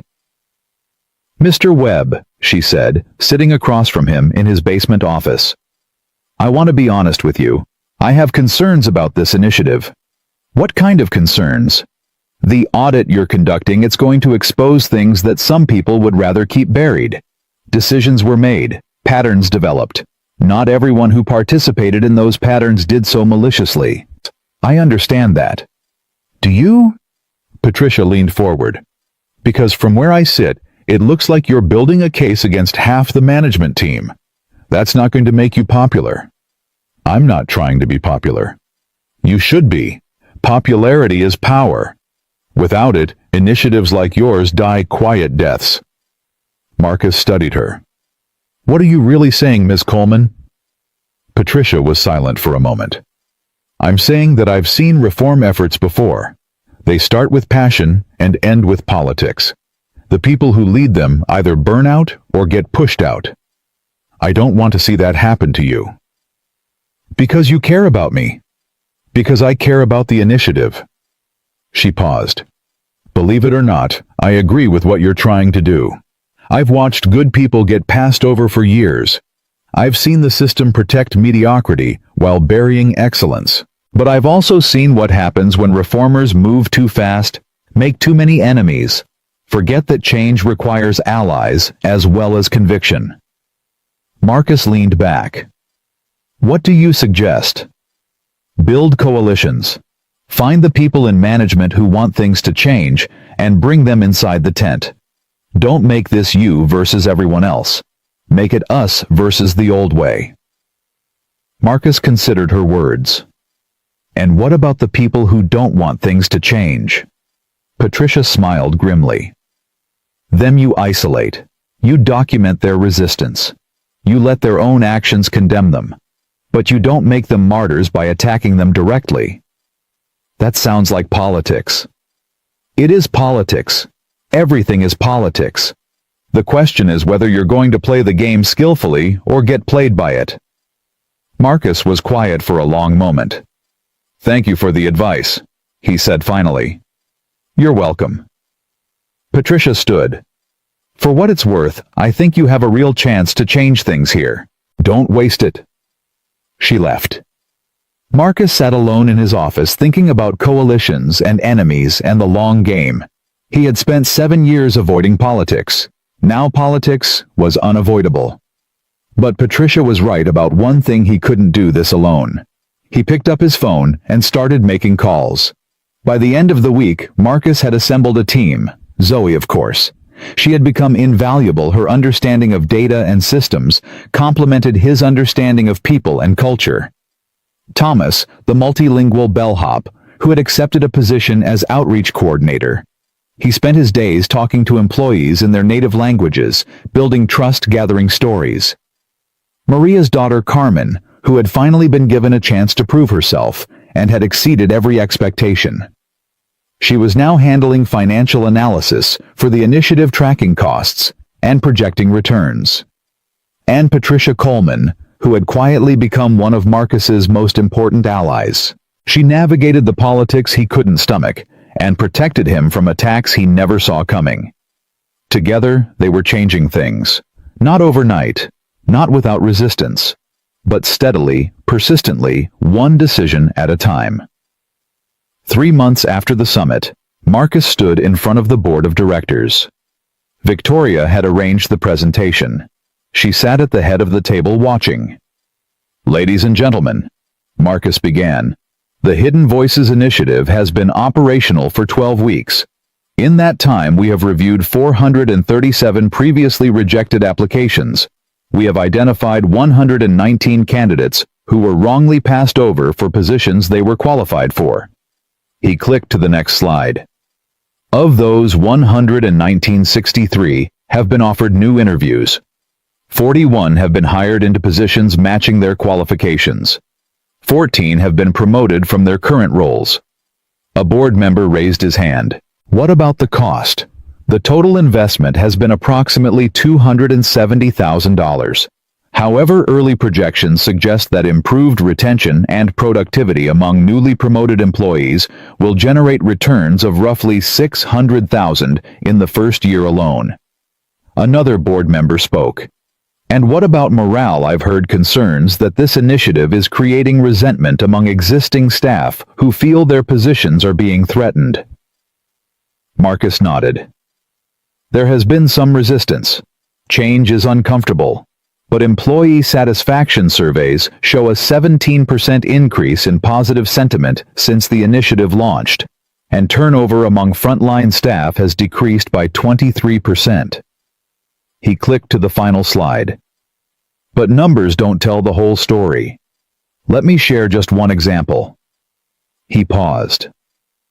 Maria Gonzalez worked as a housekeeper in this hotel for 14 years. Her daughter Carmen graduated top of her class with a degree in finance.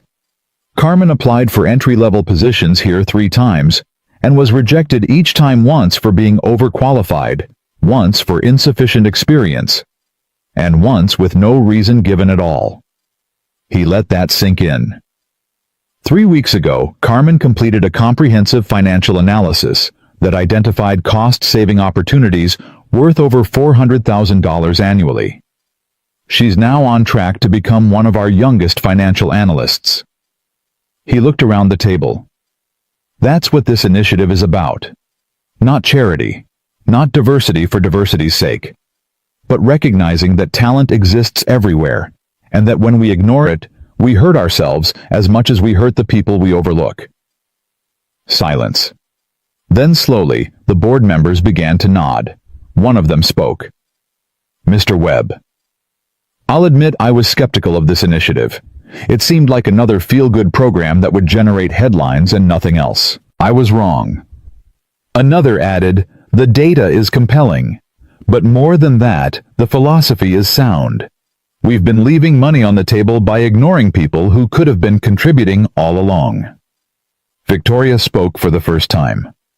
"I think we can all agree that Mr. Webb has exceeded expectations. The question now is how we scale this. Not just at the Grandview, across all Monroe properties."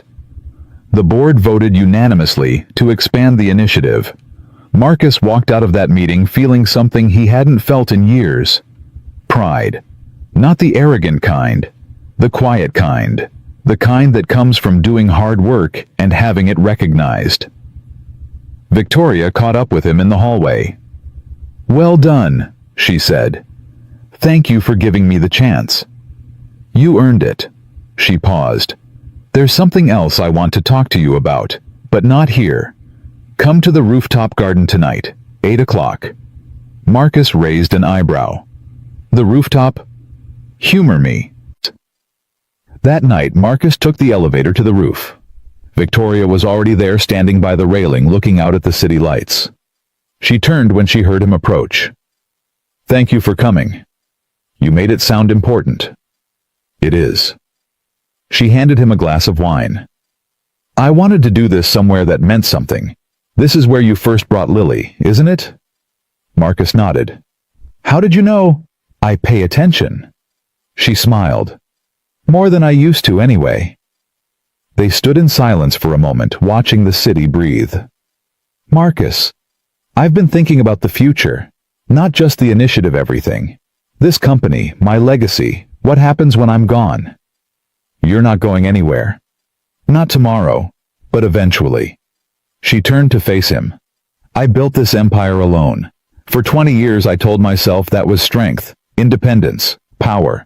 But watching you these past few months, watching how you build coalitions, how you bring people together, how you lead by listening instead of commanding, I've realized something. She paused. I've been doing it wrong. Marcus didn't know what to say. I want you to consider something, Victoria continued. Not today, not tomorrow, but eventually. I want you to consider taking over this company. Marcus nearly dropped his wine glass. What? Not as CEO, not yet, but as my partner, my heir apparent, the person who carries this forward when I can't. Victoria, I've been in this role for 3 months. I was a janitor 4 months ago. And 4 months ago, I didn't know what real leadership looked like. Now I do. She set down her glass. You don't have to answer now. Think about it. Take as long as you need. But I wanted you to know where I see this going, where I want it to go. Marcus stared at her. Why me? Victoria smiled. Because you're the only person I've ever met who cares more about being right than being powerful. And that's exactly what this company needs. She walked to the door. Good night, Marcus. We'll talk more when you're ready. She left. Marcus stood alone on the rooftop, wine glass in hand, trying to comprehend what had just happened. 4 months ago, he had been invisible. Now, he was being offered an empire. He looked up at the stars. The same stars Grace had loved, the same stars he had shown Lily on countless nights. What do I do? He whispered. The stars didn't answer. But somewhere inside him, a voice that sounded very much like Grace said, You already know. He finished his wine and went home to his daughter. 6 months after Victoria's offer on the rooftop, Marcus still hadn't given her an answer. Not because he was uncertain, but because he wanted to earn it first. The Hidden Voices initiative had expanded to 12 Monroe properties across the country. 237 employees had been promoted or hired through the program. Retention rates were up across the board. The business press had started calling it the Monroe Model, a case study in how corporations could unlock hidden talent. But Marcus knew the numbers were only part of the story. The real story was in the faces. Maria, who had been promoted to housekeeping supervisor and was now training the next generation of staff. She still cried sometimes when she talked about Carmen's success, but now they were tears of joy. Jamal, whose ideas had revolutionized the kitchen workflow and earned him a position as culinary operations manager. He had submitted 47 improvement proposals in his first month alone, 12 years of pent-up creativity finally unleashed. Thomas, who had been named head concierge and now greeted guests in 9 languages. He had a framed photo on his desk of his mother in Haiti, and he told everyone who would listen that she was the reason he never gave up. And Elena, the woman from the laundry department, who had asked Marcus how she could trust that things would really change. She was now running the employee development program at the Chicago property, teaching others to find their voice the way she had found hers. These were the stories that mattered. These were the reasons Marcus got up every morning. But today was different. Today Marcus was going home. Not to his apartment on the south side, though that would always be home in one sense. Today he was going back to Yale. The invitation had arrived 3 weeks ago. The university's linguistics department wanted to honor him with their Distinguished Alumni Award. They had read about his work. They had seen the articles, the interviews, the impact he was making. They wanted him to give a speech. Marcus had almost said no. He wasn't comfortable with praise, wasn't sure he deserved it. But Lily had insisted. You have to go, Daddy. She had said, her voice clear and strong, so different from the silent girl she had been a year ago. "You have to show them who you are." So here he was on a train headed to New Haven, Connecticut, watching the countryside blur past the window. Lily sat beside him reading a book about flags of the world. She had become obsessed with languages and cultures over the past year, absorbing everything Marcus taught her like a sponge. "Daddy." "Yeah, sweetheart." "Are you nervous?" Marcus considered the question. "A little." "Why, you've given lots of speeches." "This one's different. These are people who knew me before. Before everything fell apart. Before I became invisible." Lily put down her book. "But you're not invisible anymore." "No. But part of me remembers what it felt like. Part of me still expects them to look right through me." Lily reached over and took his hand. "Then I'll stand really close to you," she said. "So they have to see both of us." Marcus smiled. "Deal." The ceremony was held in the same auditorium where Marcus had defended his thesis 15 years ago. He stood backstage, heart pounding, listening to the department chair introduce him. Marcus Webb's story is not just about academic achievement, it's about resilience. It's about the courage to rebuild a life from the ground up. It's about the recognition that true intelligence isn't measured in degrees or publications, it's measured in how we lift others up. The chair paused. "Ladies and gentlemen, please welcome our distinguished Alumni Award recipient, Marcus Webb." Applause filled the auditorium. Marcus walked to the podium. The lights were bright. The faces in the audience were a blur. But in the front row, he could see Lily sitting between Victoria and Zoe, who had both insisted on coming. He took a breath. "Thank you. It's strange to be back here. The last time I stood in this auditorium, I was 26 years old and convinced I was going to change the world through academic research. I had plans, theories, ambitions." He paused. None of them worked out the way I expected. A murmur rippled through the audience. 15 years ago, I graduated from this program with honors. I published papers. I gave lectures.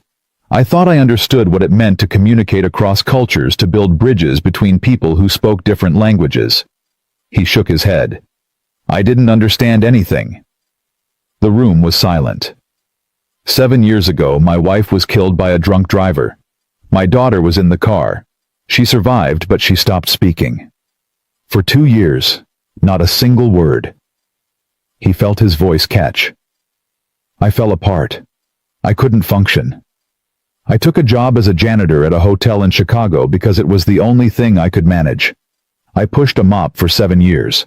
I applied for better positions 12 times and was rejected every single time.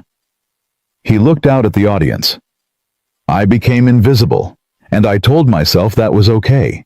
That staying small was the same as staying safe. That if I didn't hope for anything, I couldn't be disappointed. He paused. I was wrong. He straightened. 6 months ago, I answered a phone call in German in the middle of a hotel lobby.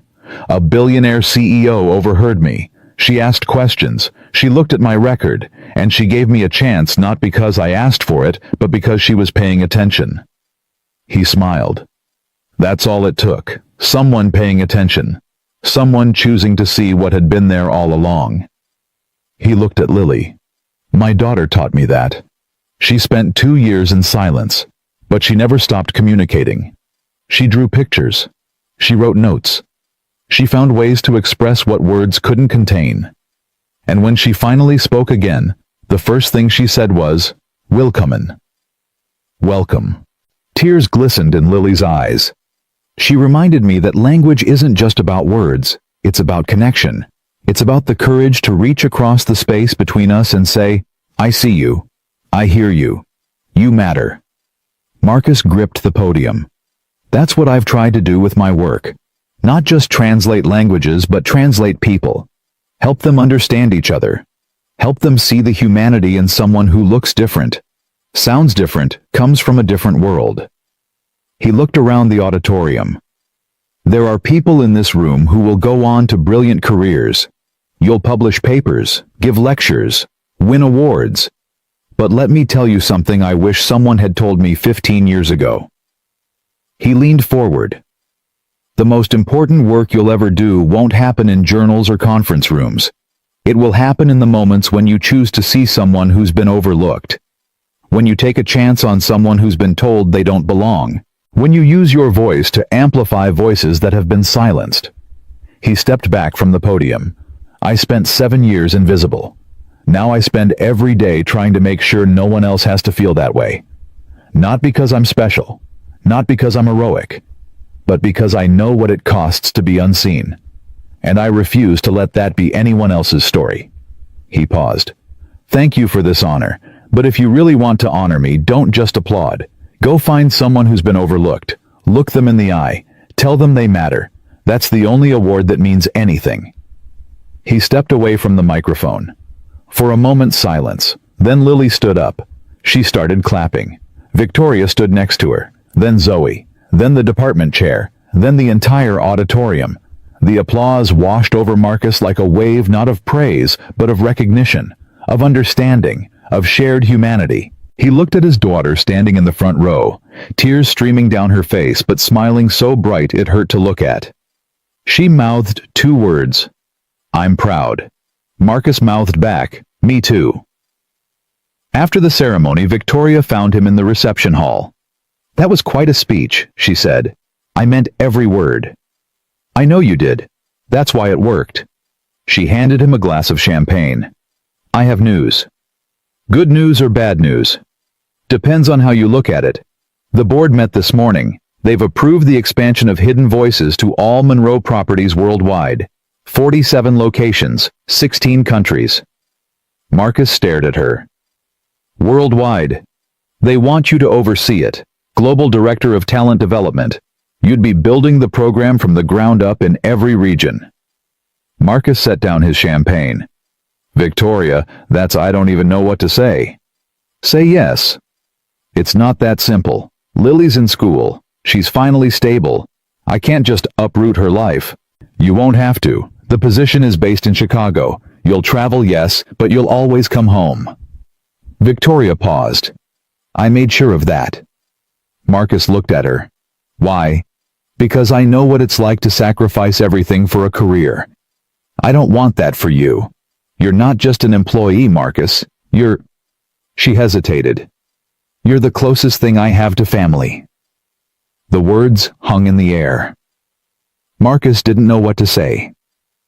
Victoria Sterling, the woman who had built an empire through sheer force of will, who never showed vulnerability, who had spent 20 years keeping everyone at arm's length, had just admitted something she had probably never said aloud.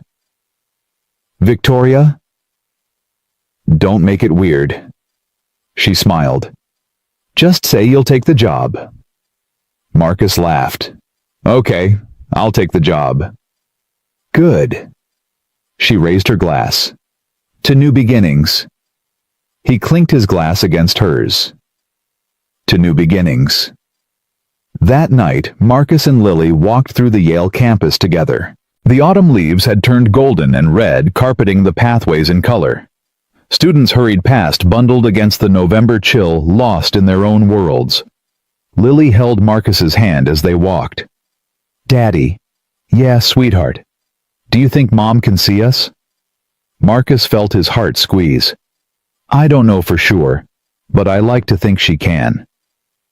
What do you think she would say about everything that's happened? Marcus stopped walking. He knelt down to Lily's level. I think she would say that she's proud of us, that we survived something terrible and came out the other side, that we found our way back to each other. Lily nodded slowly. I talk to her sometimes, she said quietly. At night before I go to sleep. I tell her about my day, about school, about you. Marcus felt tears prick his eyes. What do you tell her about me? Lily smiled. I tell her you're not sad anymore, that you laugh now, that you help people. She paused. I tell her you're the dad she always knew you could be. Marcus pulled her into a hug, holding her tight. Thank you, sweetheart. Thank you for not giving up on me. I never did, Lily whispered. Not even when you gave up on yourself. They stood there for a long moment, father and daughter, two survivors, who had found their way through the darkness. Then Lily pulled back and said, "Can we get ice cream?"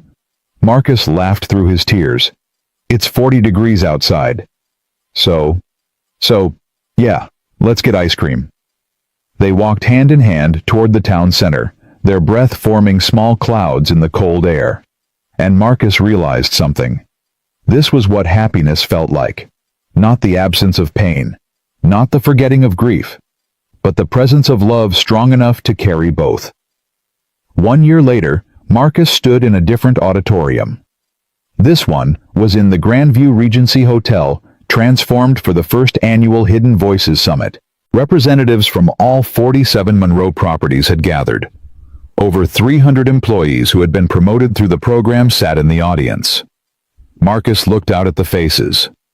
Maria was there in the third row, wiping tears from her eyes. Carmen sat beside her now, a senior financial analyst.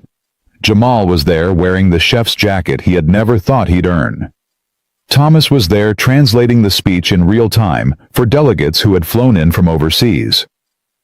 Elena was there leading the welcome committee, her transformation from skeptic to believer complete. And in the front row, as always, sat Lily. She was 11 now. Still quiet by nature, but no longer silent. She had started writing poetry poems about flags and languages and the spaces between words. Her teacher said she had a gift. Beside Lily sat Victoria, who had become something like a grandmother figure over the past year. They had dinner together every Sunday. Victoria was teaching Lily about business. Lily was teaching Victoria about imagination. It was an unlikely family, but it was theirs. Marcus cleared his throat. Welcome to the first Hidden Voices Summit. If you're in this room, it's because someone saw you, someone believed in you, someone refused to let you stay invisible. He paused. I know what that feels like. 2 years ago, I was pushing a mop in the basement of this hotel. I had given up on myself. I had accepted that I would never be more than what others decided I was. He shook his head. I was wrong. And so is anyone who has ever told you that you don't belong, that you're not qualified, that you should know your place. His voice grew stronger. Your place is wherever your talents take you. Your place is at the table in the room at the center of the conversation. Your place is not determined by where you started, it's determined by where you're willing to go. He looked at the audience. The people in this room are proof that potential has no address. It doesn't live in fancy schools or well-connected families. It lives in housekeepers who dream of management, in cooks who imagine new flavors, in bellhops who speak 5 languages, and concierges who see possibilities where others see problems. He smiled. We are the hidden voices, and we're not hiding anymore. The applause started somewhere in the middle of the room and spread like wildfire. People stood, people cheered, people hugged each other and cried. Marcus watched it all, feeling something he couldn't quite name. Fulfillment, maybe. Purpose. Belonging. Or maybe just the simple, profound joy of being seen. After the summit, Marcus found himself alone in his basement office. The space had changed over the past year. The walls were now covered with photos, employees who had been promoted, teams celebrating milestones, faces that had been invisible once but weren't anymore. There was a knock at the door. Come in. Lily entered, holding something behind her back. Everyone's looking for you, she said. There's a party upstairs. I know, I just needed a minute. Lily walked over and sat on the edge of his desk. What are you thinking about? Marcus looked around the office. I'm thinking about how different everything is. A year ago, this was a storage room. I was a janitor. You weren't speaking. We were barely surviving. And now. He shook his head. I don't know how to describe it. It's like waking up from a dream you didn't know you were having. Lily nodded. I have something for you, she said. I made it myself. She pulled a small frame from behind her back and handed it to him. Marcus looked at it. Inside the frame was a drawing, not a child's drawing anymore, but something more sophisticated. It showed a man standing at a podium, light shining down on him. Around him, a crowd of people, all different colors and sizes, all reaching toward him. And in the corner, a small girl holding a sign. The sign said, "My dad changed the world." Marcus felt his throat close. "Lily." "It's not perfect," she said quickly. "I'm still learning, but I wanted you to have something to remember today." Marcus set the frame down carefully. "Come here." Lily walked into his arms. They held each other for a long moment, father and daughter survivors' family. "You know what?" Marcus said finally. "What? You changed the world too. Every word you spoke after 2 years of silence. Every drawing you made. Every time you reminded me that there was something worth fighting for." He pulled back and looked at her. "I couldn't have done any of this without you." Lily smiled. "I know. That's why I made the sign." Marcus laughed. "You're impossible. I learned from the best." They walked upstairs together, hand in hand, to join the celebration. The party was in full swing. Music played, people danced, champagne flowed. Victoria found Marcus near the bar. "Hiding from your own party." "Just taking it all in." She stood beside him, watching the crowd. "You know, when I first saw you in that lobby speaking German to your phone, I didn't know what to make of you. You were so clearly out of place, but not in the way I expected." "What do you mean?" "I mean you were too good for where you were. It was obvious, and I couldn't understand why no one else had noticed." She turned to face him. "It took me 57 years to learn something you already knew. That talent isn't rare recognition is. That the problem isn't finding good people, it's seeing them." She raised her glass. "You taught me that, Marcus. You taught everyone in this room. And for that I'll always be grateful." Marcus clinked his glass against hers. "Thank you for taking a chance on me. Thank you for being worth the chance." They stood in comfortable silence, watching the celebration. Then Victoria said, "There's one more thing." "What?" She reached into her pocket and pulled out an envelope. "Open it." Marcus did. Inside was a single sheet of paper. A legal document. He read it twice before he understood. "Victoria, this is partnership papers. 50-50 ownership of the Hidden Voices Initiative. It's yours now as much as it's mine." Marcus stared at her. "I can't accept this." "You already have. I had the lawyers draw it up last month." She smiled.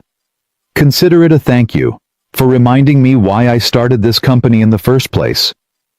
Marcus didn't know what to say, so he did something he had never done before. He hugged Victoria Sterling. She stiffened for a moment, then relaxed, hugging him back. "Thank you," he whispered. "Thank you," she replied. They pulled apart, both of them, blinking back tears. "Now," Victoria said briskly, "go enjoy your party. You've earned it." She walked away, disappearing into the crowd. Marcus stood alone, partnership papers in hand, watching the people he had helped transform. Maria dancing with Carmen. Jamal telling jokes to a crowd of admirers. Thomas translating toasts in 4 different languages. Elena leading a conga line through the middle of the ballroom. And Lily in the center of it all, laughing and spinning and alive. Marcus folded the papers and put them in his pocket. Then he walked into the crowd to join his daughter. The music swelled, the lights sparkled, the room pulsed with joy and hope and possibility. And Marcus Webb, once invisible, once forgotten, once convinced that he would never matter again, danced with his daughter in a room full of people who had found their voices because he had found his. Later that night, after the party ended and the guests went home, Marcus and Lily stood on the rooftop garden. The city stretched out beneath them, millions of lights twinkling in the darkness. "Daddy." "Yeah, sweetheart.